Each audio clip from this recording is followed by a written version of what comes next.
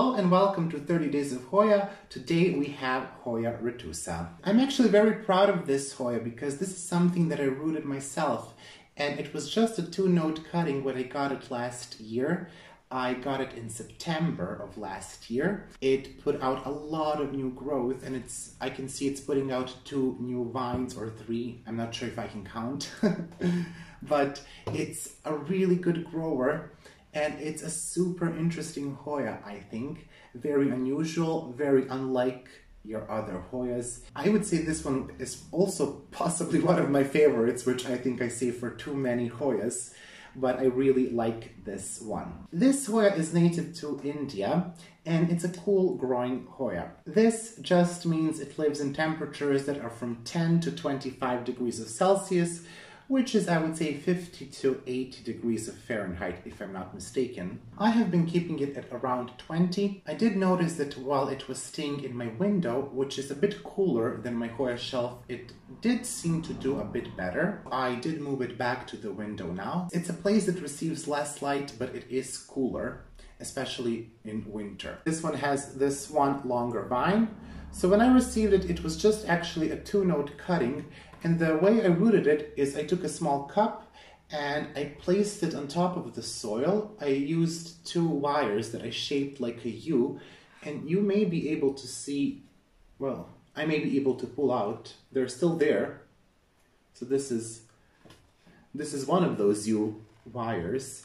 And the reason I used these is to just pin it down. I don't think it's really necessary to keep it anymore. But I did use these to pin it down because when you lay something on top of the soil, I don't think it will stay like that, especially if you water or move it around. Additional thing that I did is I placed it in a cup.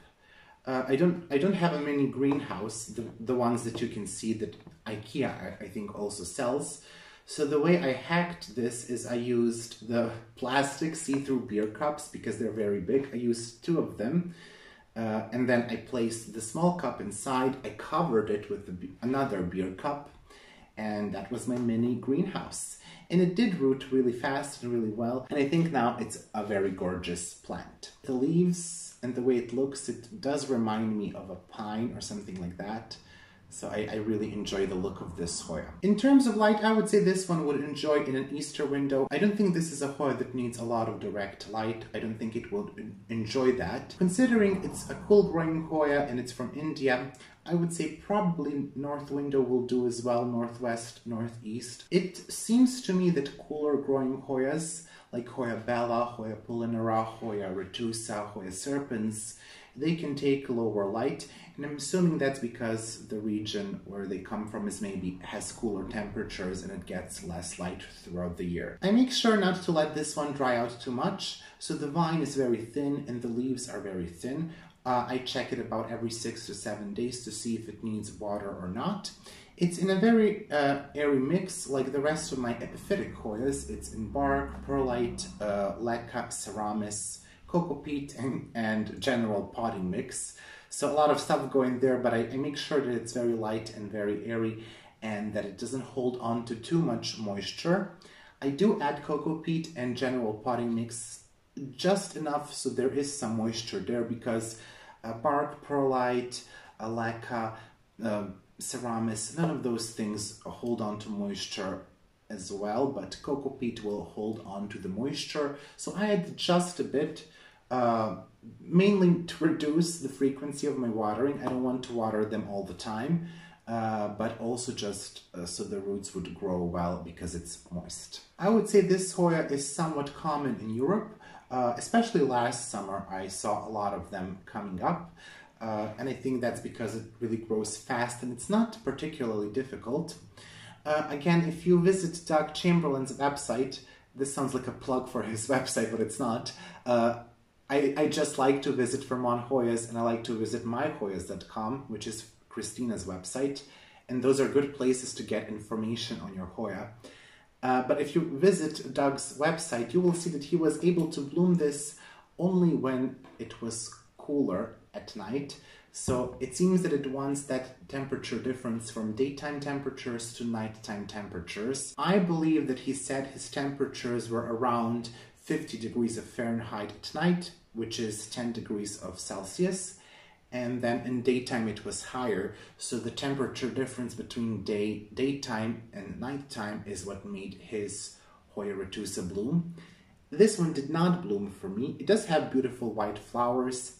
I'm not sure what the smell of the flowers are, so I'm waiting to see that. I will try to put this Hoya outside towards the end of summer, so maybe September or October, depending on the temperatures, just to see if I can get those cool temperatures during the night, because in the space where I grow this Hoya, it doesn't really get cold at night. Definitely doesn't get down to 10 degrees of Celsius, because I have some warm-loving Hoyas and they would just freeze in those conditions. So I think if I want to get some blooms on this Hoya, I will have to either keep it next to an open window or maybe move it outside just towards that end of summer, beginning of fall, and then we will see if I will be able to get some blooms or some peduncles on this Hoya. I would say it's definitely an easy Hoya. I never had any issues. I never had any pest pressures on this Hoya. It really just grew very nicely for me, and I think it's very lovely, especially when you see it in person. I think you will fall in love with it. Actually, I have a friend, and before she ordered this Hoya, she told me she doesn't like the way it looks, that it's not so beautiful. But when she received it, when she actually got it, she said that she fell in love with it. And I think her also came with some blooms on it. I'm not sure. But she told me she fell in love with it when she saw it in person. So I think if you don't like it in pictures, give it a chance in person, especially if you can get it for an affordable price. I would definitely do that. And I guarantee you will fall in love with it. It's very, very beautiful in person and very different from your other Hoyas. This was Hoyaretusa, and I will see you again in our next 30 Days of Hoyas.